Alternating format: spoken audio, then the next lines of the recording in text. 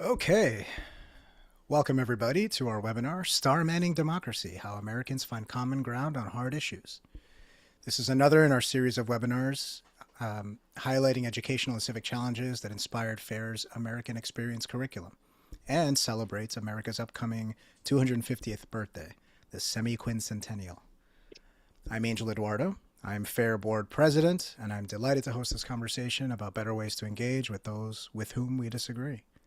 Before we begin, I just want to remind everyone out there that this webinar is aimed at supporting FAIR's American Experience curriculum, which is a comprehensive social studies course that helps high school students appreciate and understand that throughout our nation's history, Americans have used our foundational principles to bridge differences, overcome challenges, and become a more perfect union.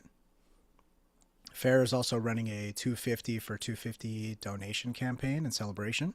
We're looking for 250 donors who believe in the power of education to unite rather than to divide. And if you want to donate, please visit fairforall.org/donate, or you can text FAIR for All to 707070. Your support today will shape tomorrow's citizens, leaders, and bridge builders. And with that, on with the show. Today, I am joined by my dear friend Monica Guzman, author of I Never Thought of It That Way, How to Have Fearlessly Curious Conversations in Dangerously Divided Times. I've got her book right here. She's also the founder and CEO of Reclaim Curiosity. She's an advisor at Braver Angels, and she's the host of the A Braver Way podcast. I'm also joined by April Lawson, who is co-founder of Insight Debate and Dialogue. She's founder of Braver Angels Debate and Public Discourse Program, and she's an expert in how people can use debates and dialogue to engage in tough issues with authenticity and grace. I can't think of two better people to have this conversation with. Ladies, thank you very much for joining me. It's very good to be here, Angel. Yeah, all about it. And with April, it's just, I wish on my screen she's right next to me, and I kind of wish I could be like, I have like a hug, but alas, Totally. reality gets in the way. We were talking just before recording about April's very fashionable hat. Yes. And how I can't wear hats anymore. I missed that part. Oh no. It's one of the drawbacks of the big hair. It's right. No more hats. I will ruin the curls, and I can't do that. You can't have that. No. So we're here to talk about what we usually talk about. I love talking with you ladies about this bridge building. How do we communicate? How do we safeguard our democratic principles and values in what appear to be the most polarized time in living memory? Or perhaps that's an illusion. We can talk about that. But before we get there, I actually wanted to talk about your origin stories because I find it really fascinating. And I may have spoken with you, Monica, about this before, but I'm always curious to put that out there because I think that, first of all, how we get to who we are and how we are is important. And it's also a roadmap for other people, in my view. And, you know, not everyone automatically sees themselves as somebody who does the kinds of things that we do. And so it might be helpful to show kind of the scrap paper, like, how did you get here? What's the math that led you here? What's your origin story? If there was a movie of the mighty superheroes, April and Monica, where would it start? And what would be the inciting incident? And then how would you get your powers? And then how do you suit up and then end up doing the work you're doing? April, we'll start with you. Well, I came out of the womb with a beret, and they decided that starting there, it was smaller then, you know, they grow. Thanks for asking. And it's just such a pleasure to be here. I think Star Manning is like, I'm so glad that we're going to devote a proper conversation to it because I think it's sort of name checked, but not actually unpacked very often. So my origin story, in terms of how I became someone who works in this and thinks about bridge building all the time, a little bit obsessed, is so I grew up in a house of, my parents are very liberal academics and atheist, and we lived in a very conservative evangelical part of Kansas. And so starting at whatever age you start to pick those things up, I knew that I had to learn to speak one language inside the house and a different language outside the house. And so I've forever understood myself as sort of politically bilingual. And it's that's one of those things that when you learn it as a kid, you just never unlearn it. And so then I eventually, to my parents' chagrin, became a conservative person living in a liberal place when I was at Yale. And and then later also became religious. And so there's this very strange sort of, I've been, maybe I'm just a contrarian, but I've been a sort of part of the political minority everywhere, I think literally everywhere that I've ever lived. And it just means that I'm unusually aware, I think, of the fact that people on both sides have very good hearts and very serious and like intense desires to like serve the good, do good, be good. But their way of understanding it is super different. And so, yeah, it's been a journey. And right now I live in San Francisco and regularly like to just drop in that I vote Republican sometimes, that I identify as conservative and watch people sort of, what? That person? But yeah, it's been a good time. So Monica? now the bray is bigger. Yes, that's right. That was really important. Uh, so I ended up having to bridge two worlds from when I was about 5 years old when we moved from Mexico to the United States. I also ended up needing to learn as a kind of survival skill how to get the information I needed to navigate a whole new world in school as a little kid and all these things. And I was also fairly shy at the time. So it was tricky. And I just remember that period being about caution for me. I just wanted to be cautious. I didn't want to stir anything up. I wanted to get the good grades and figure out what these English words meant as quickly as I could. And that's what it was back then. As I was growing up, my parents went one way politically and I went very much the other. And by the time we became citizens in the year 2000, I was 17 years old. They had Republican lawn signs out on the front. We lived in New Hampshire at the time, and I was just so solidly not a Republican. I was so solidly Democrat, and things started to make sense. All the conversations around the table about Clinton's welfare policies and other kinds of social things that my parents were not okay with, but I wanted to defend. That dinner table, it was one of those tiled tables with red tiles. I think that was a formative place for me. My parents, I could count on my parents to never just accept any political opinion I had. You know, it was going to be challenged. It was going to be picked apart. My mother is extraordinarily unfiltered. God bless her. It's very nice to always know where she stands on everything. My father is hella stubborn, as am I. So that table was a battlefield, but nobody got hurt at the end of it. There were no wounded usually at the end of it, but we did do battle. So that's interesting. And the way I came to this work, I decided to become a journalist. The shyness got worked out of me when I frankly got entranced by how fascinating people are. And when it was my job to understand them, I couldn't stop. It was great. And I forgot that I was shy. And so I wasn't. And then I just loved learning about them. And the other thing I learned as a journalist is how extraordinarily easy it is to get people wrong. And I had a big problem with accuracy earlier in my career. Huge. Like the executive editor of a paper in Midland brought me into his office and said, you've got to do something. This is unacceptable. So I worked it into my whole shtick. Like, all right, I love people. I'm very fascinated by people. I cannot assume that they meant this when they said that. I have to ask them. I have to ask them everything to be super clear so that I do my job responsibly to their community and represent them well. And then these moments of political division came up. The conversations with my parents got more and more heated, and yet we kept it to a simmer. And so I watched so many other families get wounded. There were more wounds at the end of the battles.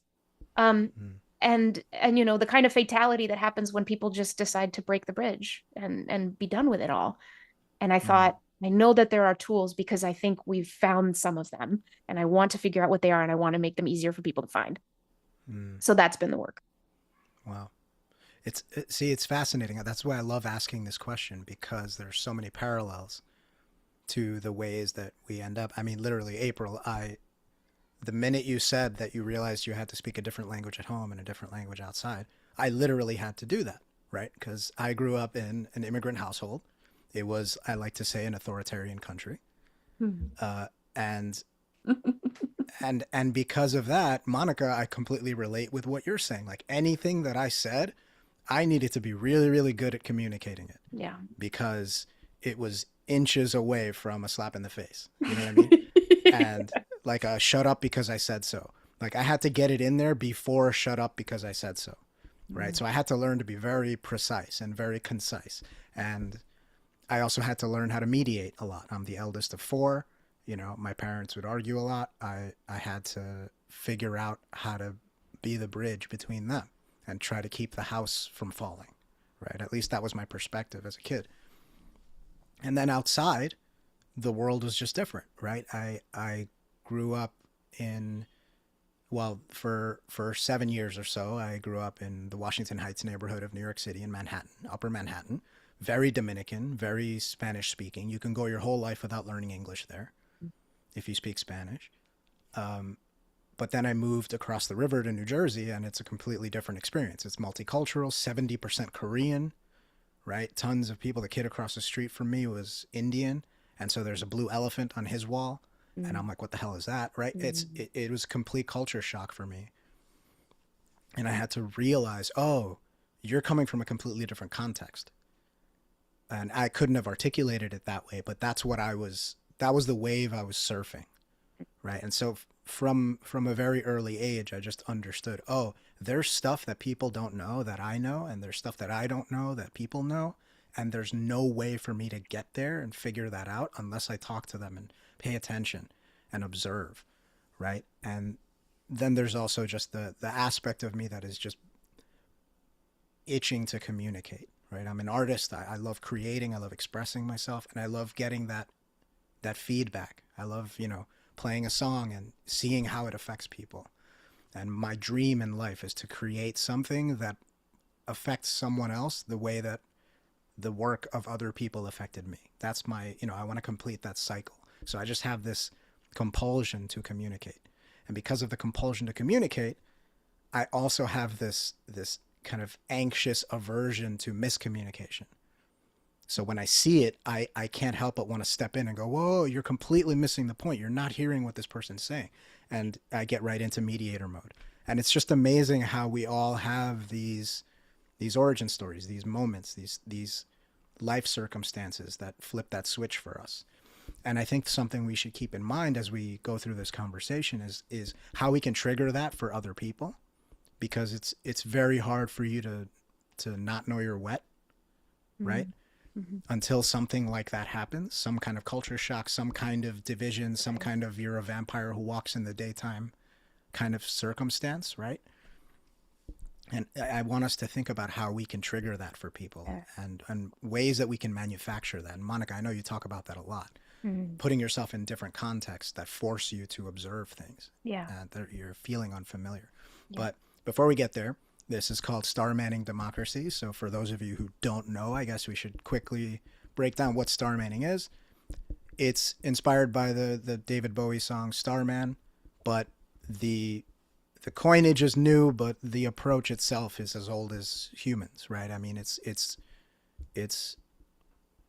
fundamentally about understanding other people's stories, and it's really grounded in that great quote by Mary Lou Kaunaki, which is there isn't anyone you couldn't love once you've heard their story.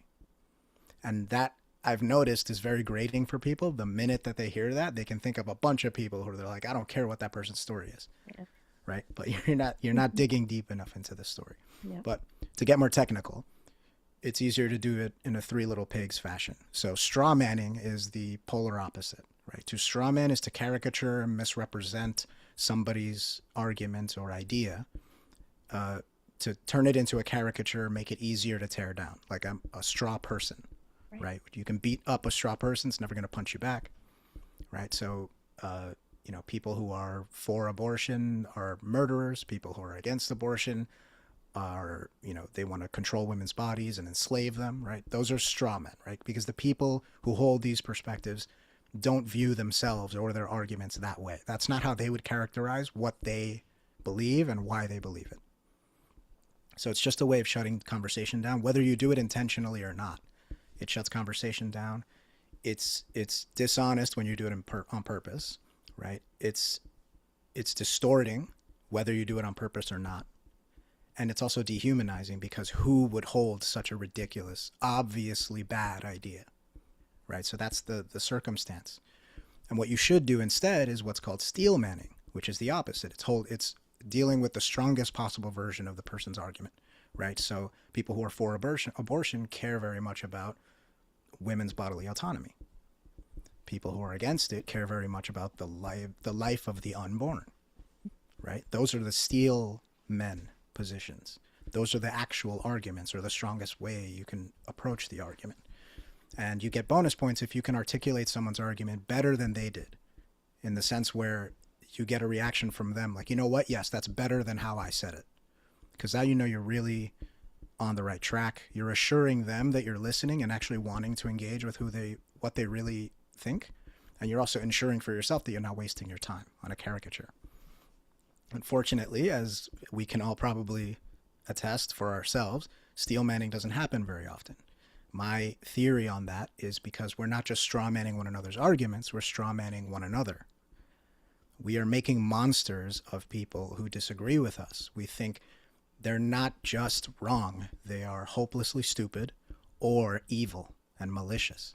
Those are the assumptions we make. And we think because if they weren't, they would agree with me already. Because of course I am correct, I am right, I am justified, right? But the thing is that everybody thinks that. And here we are, we're in this mess. So how do we fix this? And star manning is the approach that I think can fix it.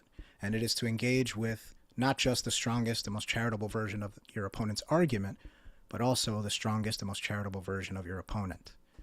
And the way we do this is by locating first and then explicitly acknowledging the fundamental human values and desires that are motivating their perspectives and undergirding their arguments, right? Through engagement, we find these people's stories. We find the why behind the what. And it allows us to get where they're coming from, even when we disagree with them, especially when we disagree with them. Because if our goal is to either persuade or oppose someone effectively, we have to really understand what it is they think and why they think it. So that's the nutshell version of star manning. And I think we can all see how that's not playing out right now, how not doing that is working for everybody. Mm-hmm. So well. my appeal to those of you watching is, let's give this a try, right? But before we get there, April and Monica, I wanted to get from you your sense, since you do this work, and you're also, you see what's going on online, you see what the media feed is like, you have your eyes on many different streams of information and, just cultural noise, right? So what's your sense of the cultural moment? Where are we? What's going on? And how do you feel about it? April? I was going to let Maya go first. We're just being so cordial. Yeah, I'm just going to call on you guys because I feel like that'll... Yeah, why don't you go? No, you. No, you, okay. Please. Yeah. Okay, I'll jump in. So my sense of the cultural moment is that we are at peak awareness of this problem. That's where I find a lot of hope. I think that there's been celebrities at this point and political leaders at this point and events at this point, cue, incidents of political violence that nobody finds acceptable. Right. That have shown us the consequences of the default factory settings of this world in terms of our comportment in it. Mm-hmm. And I find that encouraging. but that awareness is not translating into an improvement at the pace I think we all want. And unfortunately, some of the events and some of the real low points that we've witnessed, government shutdowns and things like this, are resulting, unfortunately, in just as divided a sense of who's to blame, right, as ever. So there's an increase, I think, in intensity from some corners of it really is the other side's fault and therefore responsibility. So I'm over here, I'm good, I'm great, and it is right for me to judge them, that, him, her, and to mostly take myself out of any sense of obligation. So I'm seeing some of that get sharper, and therefore some of the work of bridge building get harder in those corners. April? Well, Mani and I have discovered before that we disagree on what on the nature of this problem and on sort of how much hope to have and how we relate to it. So I'm glad I let you, or insisted that you go first, Monica, because I certainly agree with the things you've just said, but I would add a couple of elements. The first one is that are a little darker in my view. The first one is I think that we are, it's funny, Angel, I was thinking about your comment that people tend to discount the other side, right? Say that they must be evil or foolish, right? And I think that part of the reason to give, I don't know if it's credit or exactly, but to be compassionate towards the people who are doing that, which of course is all of us sometimes, I would just mention that I think they're doing that because it's very hard to watch things that you believe are morally wrong be not only implemented by the powers that be, but celebrated, including by people that you thought you knew really well and you thought were good people. That hurts, right? And I think that our society is devoid of many of the sort of cleansing mechanisms, or particularly I would say around forgiveness, but also like lament. And I come from a religious perspective and think that certain kinds of prayer and atonement and like all those things are really helpful, and we just don't have them in a sort of general cultural way. And so I think that partly when I think about like you guys, I have friends who are incredibly passionate about stuff, and I listen to them not Steelman and not Starman and all that stuff, and like I sit there and I'm like, why, what in you makes this feel like the right way to be? Because it's a little ugly, it's not pretty. And people can tell that it's not pretty as they're doing it, right? As it's coming out of their mouth. But I think they're doing it because it's a way of saying, how can this happen? How can you be that way? And that we need some other way to deal with it. And there are options for that. But so I think that right now, the two things I would add to the cultural moment, add to your description, Monica, are I think I agree with you that there's peak awareness of this problem, but I think that comes with a whole bucket of emotion that makes it harder, not easier to solve. Which is to say, I think that there's a sense of crisis, of emergency, particularly on the left, but that is not that that's never there, but like I think it's more than usual. Like there are more people I know talking about revolution than usual. And the other thing, the thing that I find the most challenging of all of it is it's funny that you say that with a beret on. I know. I was thinking about that. I was like, I look like a revolutionary here. I don't know if I like that. Bastille. Yeah. So it's the mutually unintelligible news networks, right? It's the fact that people live in completely different information universes, and what that does is it takes what could be in another time and would have been sort of what a foreign policy friend of mine refers to as high watermark events, where something so bad happens that the whole society has to sit and say, wait, we can't do this way. We've got to change. But it takes those and makes them the narrative, the structures that create the narratives that we live in the middle of don't allow that. And so you get something like an assassination of a public figure, Charlie Kirk, right? And you get people celebrating it because they don't understand, like they're in such a different information universe that seems acceptable, right? That seems like the thing to do. You can tell my opinion on that subject, but and similar things happen in the other direction all the time. So like that's what I would add is that there's certainly awareness of this issue, but there's some firepower in it and some structural separation information wise that makes it really hard to solve. Yeah, since we're stacking up the challenges. I definitely agree with all of that. Another thing is just being a politics and news junkie, which I think is extremely bad for you. I like to say it doesn't make you more interesting, more involved, more intelligent, or more informed. It just makes you insane. So maybe everybody's diet should change, you know, because it's really, I mean, if you think about it, like what were we all freaking out about last week? We probably don't remember, right? Like it's the same way where it's like, oh, what did you have for breakfast last Tuesday? I don't know. I just have breakfast every day. I don't remember, right? Unless it was a particularly notable one. You're just it's gonna fade into the ether, right? And it's our news feed is kind of like that. It's a 24-hour news feed, and we're all just, you know, pressing our lips to the fire hose and just taking it. And it does nothing for our capacity to do anything productive, to know anything constructive, right? To engage with one another in any kind of real way.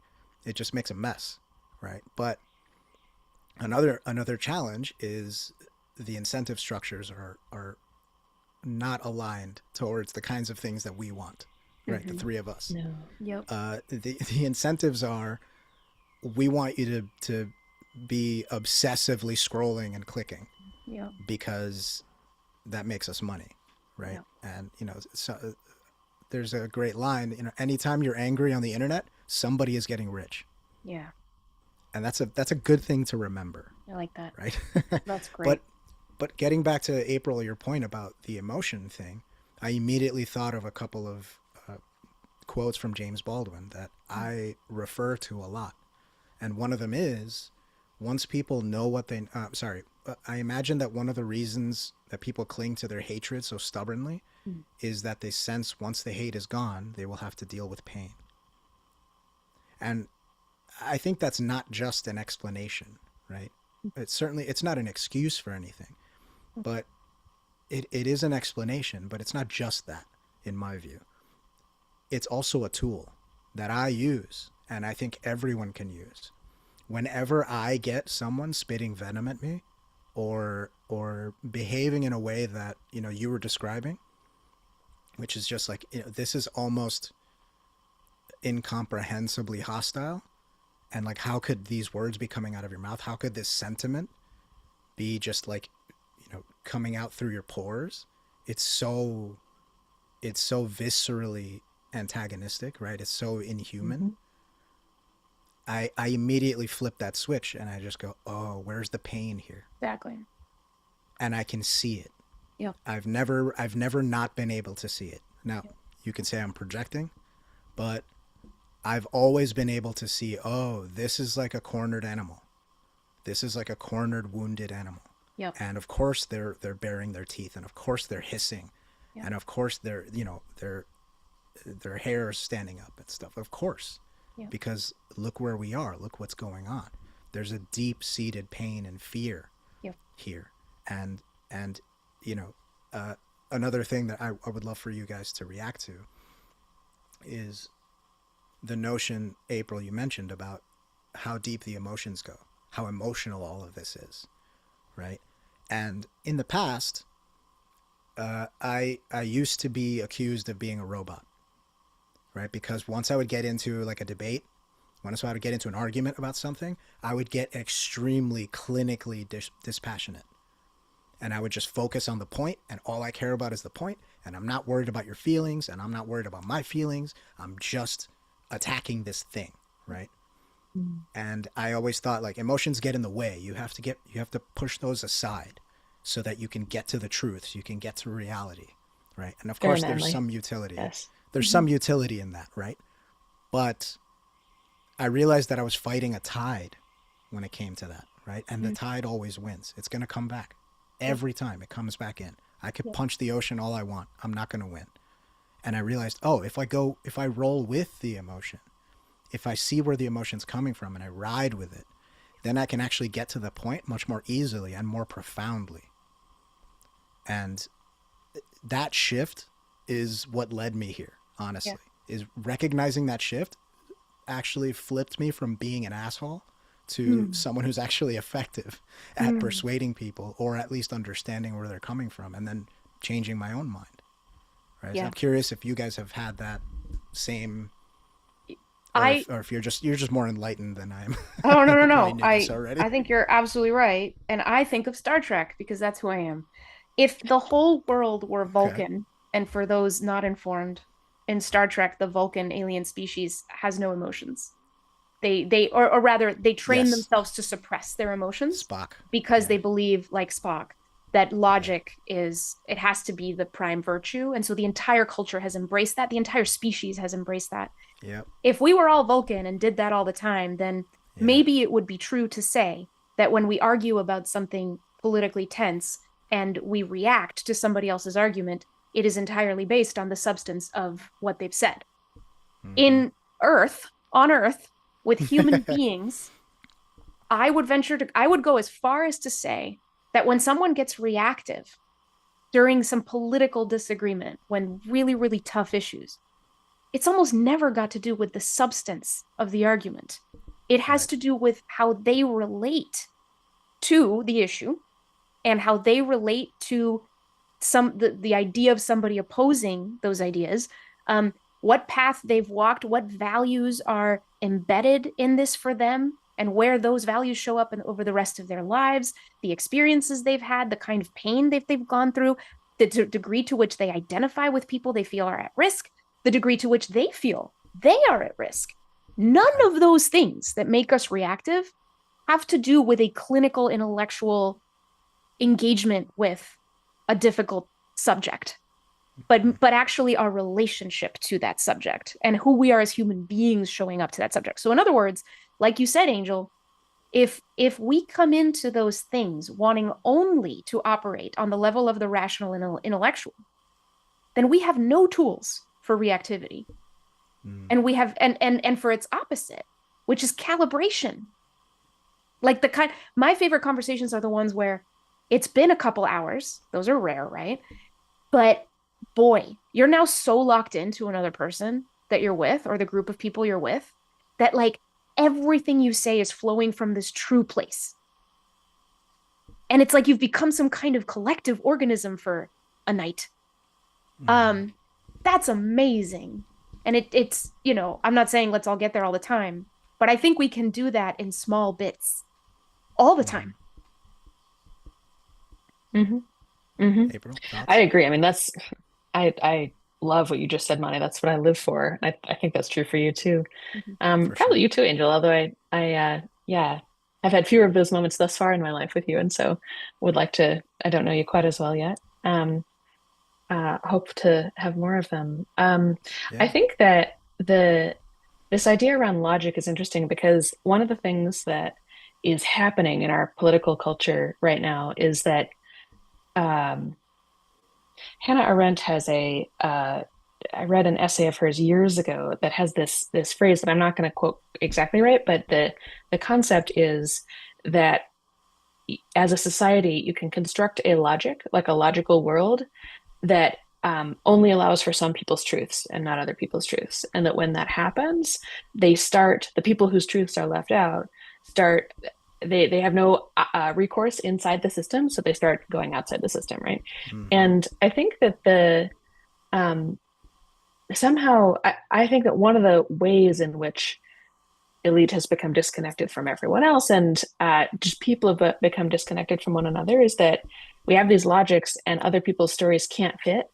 And so I just think that where was I going with this? That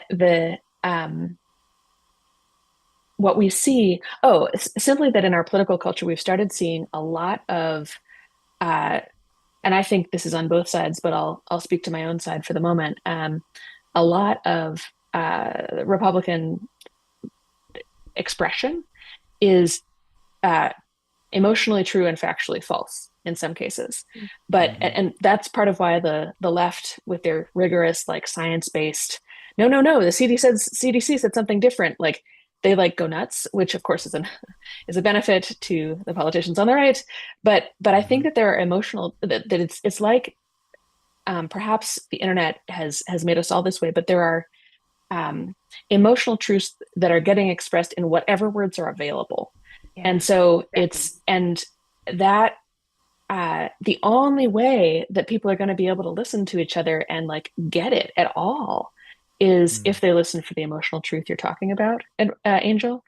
And I guess I would go further and say that I think the emotions almost always are telling the truth, regardless of what like, with an individual who I'm talking to, like, whatever they're saying, no matter if they're saying the earth is flat or the sky is green or whatever, the emotion, if I actually listen for it, that has something. There's something in that that's right.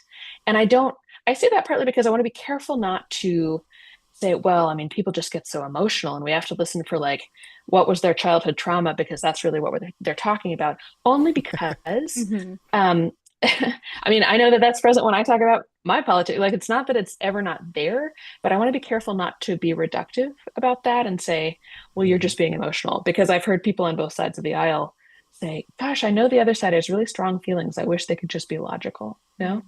So right. I think it's a matter of listening for the actual rigorous truth in the emotion that is being expressed. And also to think that, like, maybe you don't have actually quite all the answers in terms of the substance either, right? So I see a value in sort of bowing to that, not completely, right? Not just submitting to it, but saying, all right, what do you know that I don't know? Yes, definitely. That actually speaks to a critical tenet of the Star Manning perspective, I guess, which is another Baldwin quote, where he says, once people know what they know, they make the unconscious assumption that they were born knowing what they know, and they forget that they had to learn everything that they know. Right. So, and it's this is the thing. I think we can talk about this now. And by the way, feel free to submit questions. We'll do the best we can. You can see we're already 40 minutes in and we're just chatting, and it's great. We'll do our best, but feel free to chime in with questions and we'll do our best. But this actually speaks to something that is really important that we all touch on, but maybe we should make more explicit more often. And that is the universality of these feelings, these emotions, and these perspectives, right? So this visceral feeling, if I just describe, like, I sat down with somebody and they're from the other political end of the spectrum, and man, you wouldn't believe the craziest stuff they were saying. Just insane, like completely ignorant, uninformed, just hateful, horrible stuff that's gonna, like, I mean, if they took over tomorrow, this place would go to hell in a handbasket. And I don't have to specify which side I'm on or they're on, right? No. Until I do, literally everyone can relate to that thing I just said, because it's a universal experience. It's a universal sense that we all have, right? And the same thing with forgetting that you didn't know something. Once you know something, you just, your brain just resets, and it's as if you just, came right out of the box with that pre-programmed in. Yep. And you forget, oh, I used to be wrong, and now I'm not wrong about that thing. Yeah. As far as I know, right? Everybody has had that experience, and everybody has had the experience of forgetting that same experience. Exactly. Right? touching on these bits of universality, which I think are so important, right? In my view, they are the key to all of this. I'm curious if you've had experiences with that, if you've noticed that what I'm saying, if you've noticed that, and if you've employed it in any kind of way. Mm. Well, where my mind goes is this concept of star manning. Mm-hmm. Like most things in bridge building are usually applied in between people. You know, we got to starman other people, that kind of thing. The deeper I get into psychology, the more I understand that so much of how we treat others has to do with how we treat ourselves. So I'm kind of thinking about what would it mean to starman ourselves as a first step to growing the capacity to starman others. I think that when we are reactive in tough conversations, I think some of it is because we are so afraid to be wrong, because we feel we would be judged by others. But more than that, we feel that something would be wrong with us if we allowed vulnerability to show, if we allowed that kind of humility to show. And what does that say about how generously we're looking at ourselves? Like we expect us to be perfect all the time. We expect us to know things we can't possibly know. And we will judge ourselves so harshly. And that's why we're so sure that others would judge us harshly too. And so, boy, we better live in a world where we're just keeping everyone away. Yeah. And I think that's the sort of, profile that adds up to this cultural malaise where we seem so incapable of granting that generosity and grace to others, because we're living in a time when we are terrified of it for ourselves. We're just not giving each other very much wiggle room. We're telling each other stories of instant cancellation and all this. And the folks we see in media just seem so confident and strong, and they, have book reports for their own opinions, and they seem so well informed or whatever it is, or at least full of force that we can't imagine for ourselves. And so, boy, we better have that kind of force, or else who are we? How do we amount to anything at all? And and that just seems to add up to this really ungenerous view of human strength in all of this. And who we really are and what we really are capable of. Is it so bad to be vulnerable? Is it so bad to be a learning being that can come into a conversation flexible? Is that so bad? Isn't that what we are? When you look at us biologically and socially, isn't that exactly what we are? So isn't this beginning with sort of the lack of ability to even look generously at ourselves and what we need? And then when you do that, then you're able to unlock this whole toolbox of things, right? Why not, if you're in the middle of a disagreement and you're feeling yourself be reactive, why not give yourself permission to take a break? Get out of there for a minute. You don't have to judge yourself or think the other person's good. A lot of people feel this complete lack of freedom. And I think that's where this sense of being trapped comes from. And therefore, I'm going to walk into the situation, and as soon as something gets reactive, I'm going to be trapped. Why? Why do we think that? Don't we think we're free? So there's all kinds of little tools become easier when you literally get this sense of ease that comes from accepting who you are as a human. And then it will become a lot easier to accept who everybody else is as a human, and to get curious about what makes them tick. Because that's what you would want for yourself. So why not give it to somebody else? And if you don't give it to somebody else, how could you expect they'll give it to you? This does not add up. This doesn't make any sense. You know what I mean? Please, everybody, treat me generously, but I will not extend that same courtesy to you. Right. How does that make any sense? Yeah, I mean, it's interesting the direction you're going with that. I agree completely. I think that like how we Angel, I liked your reference to the my parents are teachers, right? And they have helped me a lot understand other teachers at times, because and myself when I have trouble with something, because they say it's very hard to remember what it felt like not to know the things that you know. Like it's and Mani, with your on the generosity point, I'm thinking about an interaction I had recently with a very strong liberal friend who's very, very smart and very passionate about this, and gets very frustrated and argues with people on the internet and does all this research. And he referred to the bill to pass the budget and the government shutdown by name. He was like, CR da da da da da. And I said, oh, does that stand for congressional record? And he said, oh, no, continuing resolution. I would have thought you would, know that since it's relevant to your area of work. And immediately I went, oh, shoot, like I was supposed to know that. I feel like such an idiot. And the recourse I went to was humility. I believe in being humble. And to your point, Mani, we are learning beings. Like, when did that become illegal? Right. And I like, so it's funny, when you said universality, Angel, that word triggers me a little bit because I feel like I am in a lot of bridge building spaces where people are like, can't we just remember that we're all people? And I'm like, the differences have substance, you guys. Like, and I know you would agree with that. Of course. And so like, yeah, I'm not I'm not equating you with that. Like you're Starman in my eyes, Angel. Also, I feel like your name makes that especially easy. So seriously, yes, great. Angel.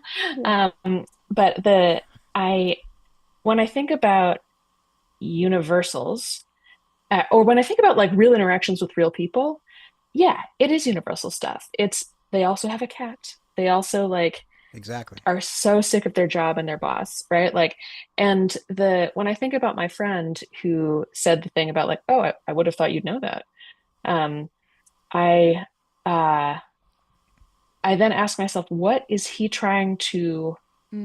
doing with that comment?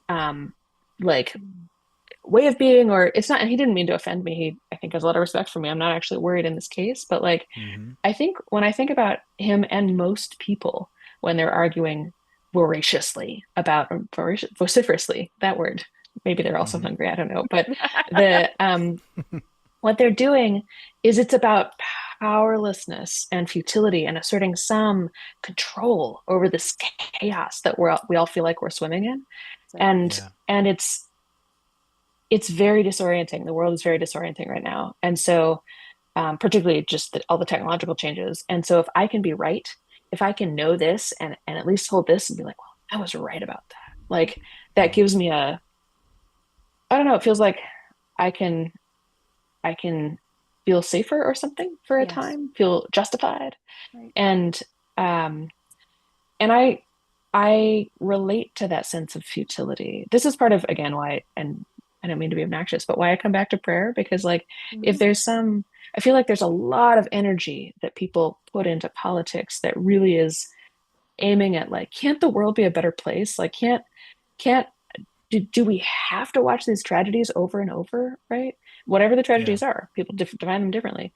And I think that like, I don't know how secular folks deal with that, because I think you've got to have a higher power to say like, look, I don't know what to do with this.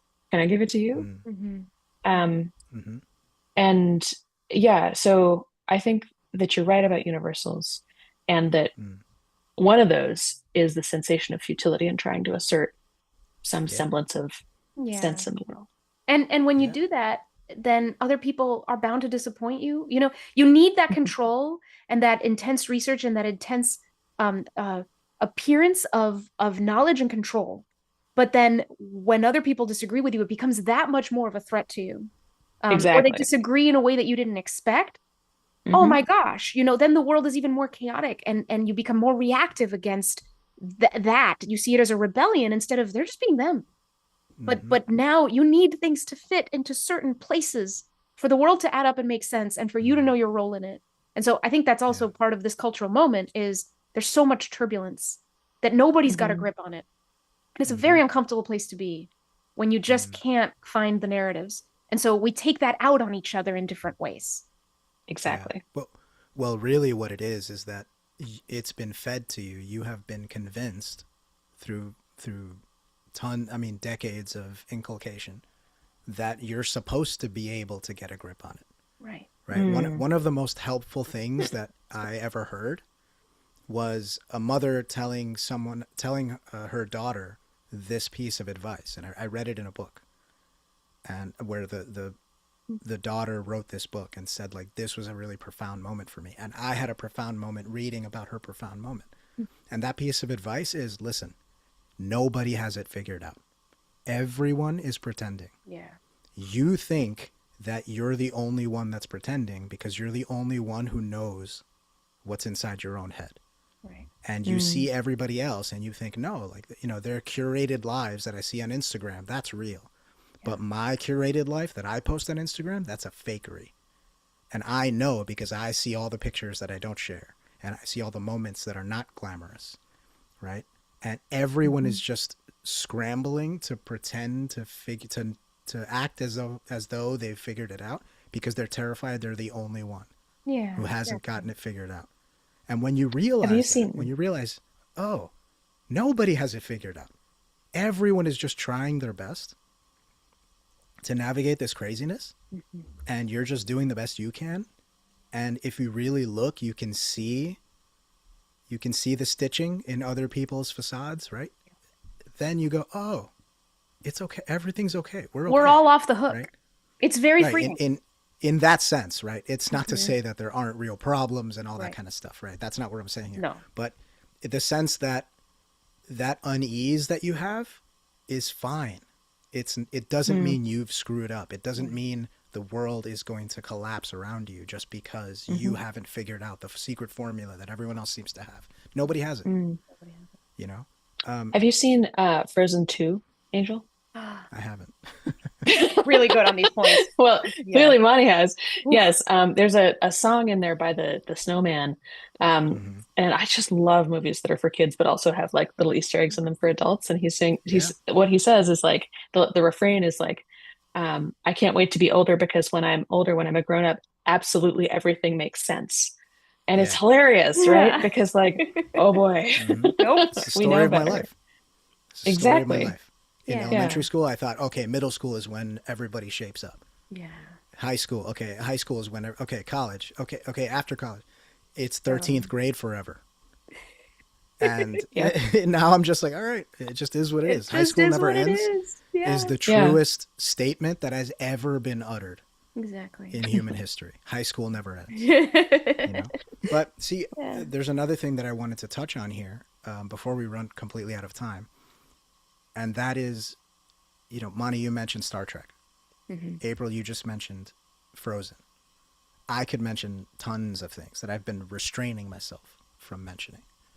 As an artist in particular, I feel really deeply about this.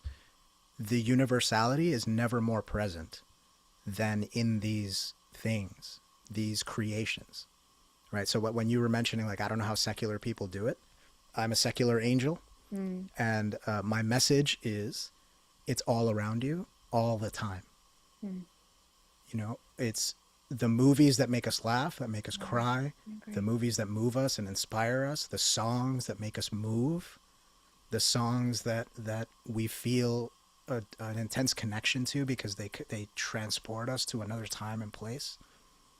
That is all a giant neon sign pointing to the solution and the secret. Yeah. And that it's that universality that there are so many people. I mean, 50,000 people cram themselves into a stadium to see Taylor Swift or something. They're losing their minds. She gets on stage, it's like tears and ecstasy and just euphoria, right? And there's no way that all 50,000 of those people agree on everything. They probably disagree so hard on so many things that in another context they would think are unbridgeable. And yet here they are in this moment, sharing this beautiful collective effervescence. And I think that is the key, right? There's a couple of questions about how do we kind of tune ourselves to that? Where do we find it? And honestly, I think you don't have to find it. You just have to recognize that it's already surrounding you. It's everywhere. Humanity is everywhere. And if, you know, there's a great book called Identity and Violence. I think I got it right here. Nice. Amartya Sen, Identity and Violence. Oh, cool. And right in the prologue, he says something extremely important.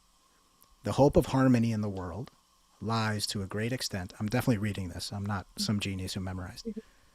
The hope of harmony in the world lies to a great extent in a clearer understanding of the pluralities of human identity and in the appreciation that they cut across each other and work against a sharp separation along one single hardened line of impenetrable division.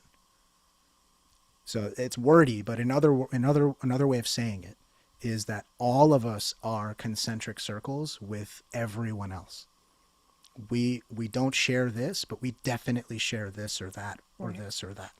Yeah. And understanding that and avoiding the primacy of the things we don't share over the things we do is the way forward, right? If I can look at my neighbor or my brother and say, you are so wrong right now, and what you're saying is insane, but I love you, and when we go tomorrow to this game, we're going to have a great time, right?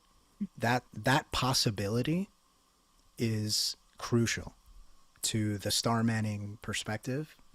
And again, that's an easy example, right? It's my brother, it's my neighbor. We disagree about pizza. Yeah. Right? But it also works even when the disagreement is extremely deep and profound. Yep. It actually works especially when that happens. Yeah. And, to talk about the polarization bit again, and feel free to chime in here. This is not the craziest moment in American history. This is not the most polarized moment in American history. This is not the direst moment in American history. It's just the current moment. Mm-hmm. And if we keep that in mind as well, that could be very helpful to create a kind of analytical distance, which someone asked about, right? An analytical distance is about context. So I wonder what you think of that. Tell me what you think of that. If I'm way off base. Mm-hmm. April, I My wonder contrarian if impulses beret... are popping up. I'm sorry. Do it. Please go for it. It's just I don't in any way wish to disrespect that way of relating to other people or that philosophy of being in the world. I find that I want to be recognized as different sometimes. Like I feel like for me, it's really important when I'm bridging differences with people to say, not just you're saying crazy things, but we both like pizza. And this is a caricature, right? I'm not star manning your position right now, and I do apologize, but just, I don't know how to explain it without that. I find that it's very hard the thing that drives me is I want connection with that difference to transform us, right? I don't want to remember that we're both people and that we both play soccer, or we both have kids, whatever. I want to say, be the most different from me that you are. And I want to touch that. I want to relate to that. I want to figure out what is that about? Because I only get to have one human experience, and because I think that conflict, one of the reasons I do this work, but sort of talk about it in a different way than some, is because I think that conflict, understood at its most basic level, is the change agent in the world. That's the thing that makes us grow. It makes other people grow. It makes societies change. And so Genevieve asked in the chat, how do we make this work more popular, give it more oomph? And one of the things that I care about in that, generally contrarian people are not drawn to this kind of thing. Our work is, the field is primarily populated by people who are much more about recognizing the shared human, which is great. Again, it's not that I'm saying that's bad, but I think a lot of people need a place to go with their intensity, and they don't really want to be told to be nice, right? And I know that's not what you're saying, Angel. I'm in a different place. No, I know it's not. No, it's not. Yes, I'm speaking to. I think it's just always been really important to me to put the conflict on the table and let it change us, because it. My Genevieve, my answer to your question would simply be I think we need ways to talk about this that are less about being nice, and that's a caricature, to be clear, but that don't code that way to people, and instead code as if you do the work that we're talking about, you will become you will transcend yourself. You will become like a better version of what you are. You will be able to like persuade other people differently. You will have like closer relationships. Like people want most of the things that are on the other side of this work, but because I think they think they're going to get told that they have to fit into they have to not use the wrong words, right? They trip over that and don't go in. So I think that's and I true. always think of yeah. Yes, again, I don't think you and I actually disagree about most of this, Angel. No, Just I that completely agree with what you just said. Yeah. Completely. I just see think, it as oh god. No, well, just to put the point on it, is part of the problem is that commonality, that understanding of the commonality cannot be taken as a given anymore. Yeah. Because people walk in with the exact opposite assumption. And so they need to be reminded of that assumption, right? Like but there's nothing about it that precludes anything that you're saying. Right? It's not let's dismiss our differences so that we can harmonize. No, harmony is about tension. Right? I'm singing this note, you're singing this note. They rub together in a very particular way. And that's what makes beautiful music.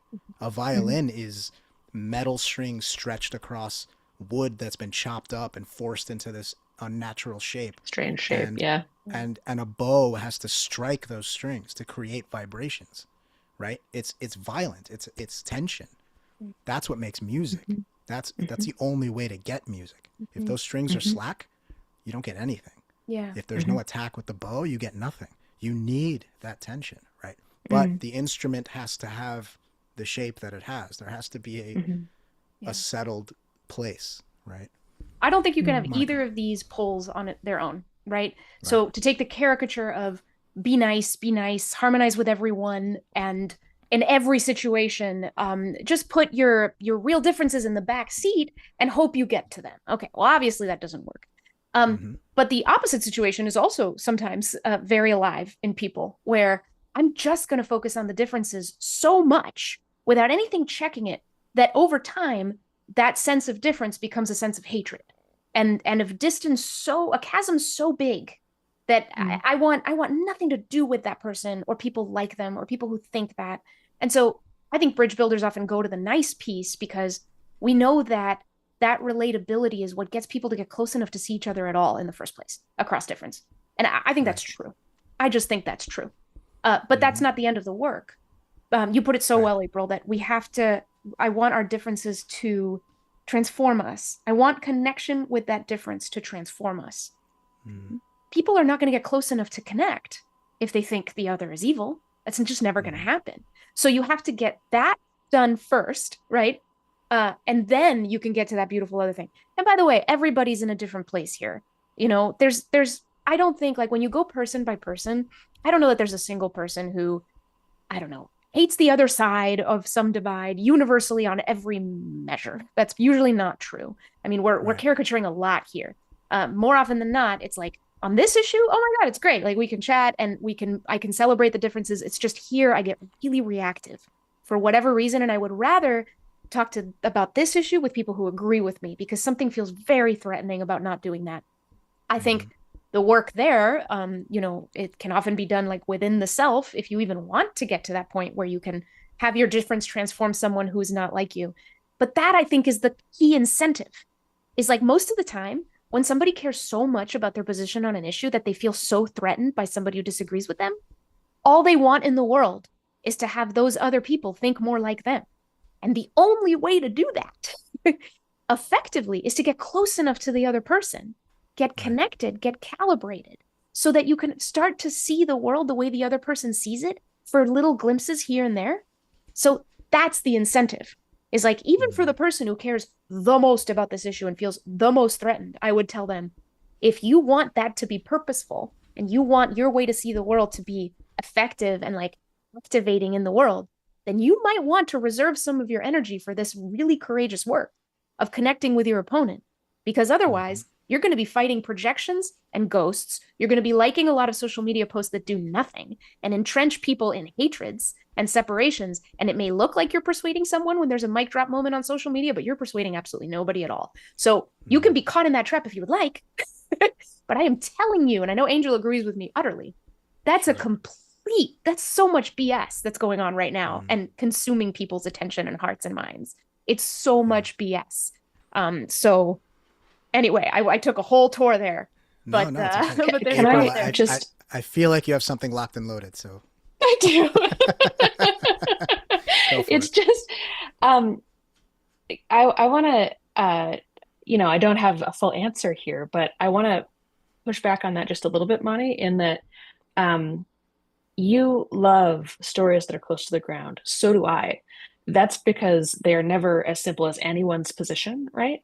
I don't think it's working to be, and again, forgive the acerbicness of this. I don't think it's working to tell people the niceness message because that will get them close enough to see each other. I think that people, it's like saying, to come to family therapy. Like people are like, hell no, I have a life that works for me.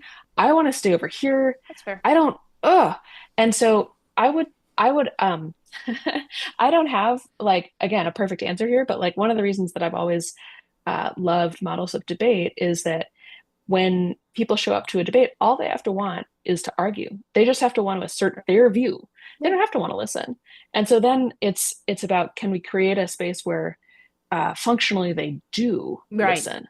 That's right. Because they I mean, everyone discovers that they love it, right? Like, because people are fascinating and we do like connection, but I'm interested in like, how do we, I think we are gonna lose to people's need for like tribal affiliation and belonging and all of that. That is too powerful a human instinct to say, I'm part of something, I have an identity, I'm on this side, I've got this flag. Yeah, right. And I'm not super secure about it. So I don't really want to get into a debate. And I also don't want unpleasantness. I want ways for us to say that part of that tribal identity or part of that, to send people in the right direction without them having to preemptively agree with the premise that it's worth talking to people on the other side. I agree with you. I don't think it's about, if we're talking about messaging, that's a really interesting debate. But I think we're in agreement about the necessity of getting people close enough to see each other. However that happens is a separate question. But it does and need then making sure that when they do, they're set up for success, because of course people do see each other on the internet all the time and it just goes badly. So like, yeah, exactly. Yeah. We need better context for that. Well, we did mark a lot of those red flags earlier. Yeah. You know, it's very difficult. It's a difficult landscape to navigate, especially when, unlike us, you are just a regular person with a job and kids and all kinds of other responsibilities. And you don't want to be saddled with the responsibility of healing our republic. Right? Yep.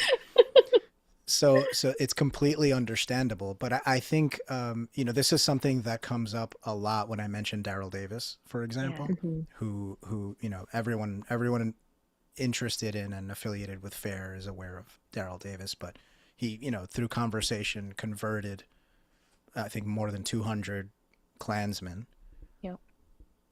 And he's got their robes, which they gave to him as a kind of thank you for kind of deprogramming them, even though he wouldn't use that word. Yeah. Whenever I bring that up in the sense of, look at what's possible. Yeah, same. These are people who are so far gone and we would consider beyond helping, right? There's just no way we're going to pull somebody like that back from the brink. And yet this one person did and has. Exactly. And he's not the only person who's done it, right? But usually the retort is, you really expect me to do that?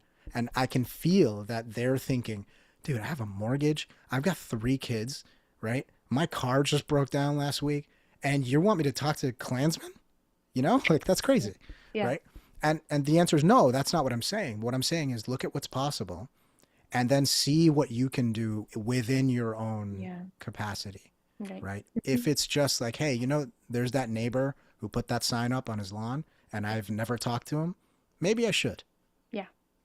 Right? Yeah. That small Yeah, and you don't have things. to. hmm Go ahead.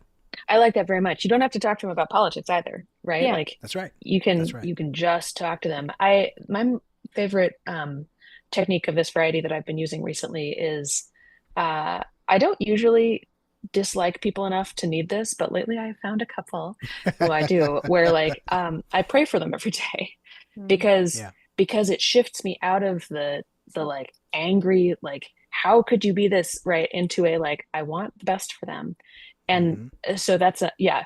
I think you can also do them without ever talking to anybody. And not that I'm saying don't talk to the Yeah. neighbor, but maybe if you need to pray for them first, like do Yeah. that or wish good things on them or whatever. Yeah. Yeah. Yeah. The secular version Yeah. of that is imagine them as a baby Yeah. and then think about, do you want to beat them up? Do you want to kill them? Are they evil? They're just a baby. Yeah. And then you think, okay, well, how'd they get from baby to this point? Mhm. A lot of Mhm. stuff must have happened. And now you're thinking about their story, right? So Mhm. now we're back That's to the really good. beginning. But we've already gone over. Obviously, I could talk to you ladies forever. Oh man. So fun. So any closing thoughts, any closing words before we wrap things up here?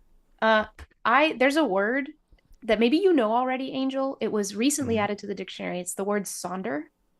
And I always Sonder. think of it when I think of the theme of Star Manning. Yes, sonder is the awareness that people around us are living lives as rich and complex as our own. One of the ways that I like to step into sonder is to imagine that I'm an extra in somebody else's movie. Like when I'm in my yoga class, right? If it were a movie about me, like a Netflix like movie, Monica, like here it is, just Monica's life, and people watch, then the camera would center me and my mat and my sweat because it's a hot yoga studio. But like I just imagine, no, the person in the mat next to me, the show is about her. Mm-hmm. And I'm just in the background. Yeah. And the only time we'll interact is right here on Monday night. And then who is she? What's the story about this episode? What's going on with her? And it puts us in a humbling place that we're not the center of the universe. Right. Everybody's got their center. So Yeah. sonder, I really like the word sonder. That's good. April? I love that. I think the question I would leave people with two questions. One of them, and these are tools. The one that you can ask someone else, and you referred to this earlier, Angel, like, is where does this come from in your life? So if you need one question that you can ask almost anybody to get somewhere better, to like break out of whatever logjam you're in, I recommend that one. And then the other is for ourselves as we wander around not star manning people. I think the question is, what do you need that you're getting by doing this? And how else could you get it? Because there's always an answer. And yes, I use this on myself constantly, and it's a work in progress, right? So Same. How about you, Angel? Same. Well, Philip Rechek asked, "What's your best advice going into Thanksgiving gatherings with family members? They don't see eye to eye," and I think you just answered. There's a lot to that approach, right? But I think exactly what you just said is have those two questions in mind as you engage, and also remind yourself it's most likely family members, right, that you're sitting there with, and you love them. Remember that, right? Like that's still true, even in all if their they're obnoxious totally glory. wrong. Yes, Yeah, even definitely. if they're totally wrong, and they are thinking the same thing about you. This guy's totally wrong. How can you not see it? Yeah. Well, that's a question, right? How can you not see it? Well, let me try. Let me see how I can see it. I don't have to agree, but maybe I can see it, and that's huge. Yeah. And you'll be. I think most people are amazed when they try it, how disarming it is when they actually actively listen to someone and someone gets that sense from them. That's beautiful. Like they're actually listening to me.